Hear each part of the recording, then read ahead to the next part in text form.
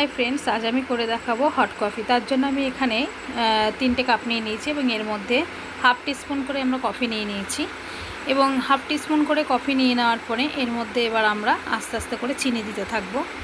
যেই পরিমাণে কফি নিয়েছি আপনারা যেই পরিমাণে চিনি খাবেন মানে মিষ্টি খাবেন সেই পরিমাণেই চিনি নেবেন।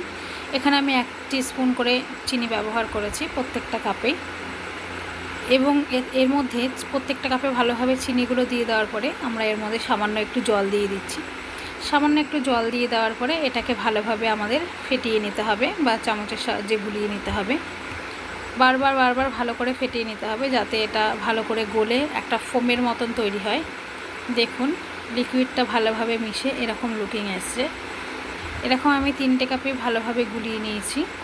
গুলিয়ে নেওয়ার পরে এর মধ্যে আমি কড়াইতে দুধ গরম করতে বসিয়ে দিয়েছি অলরেডি।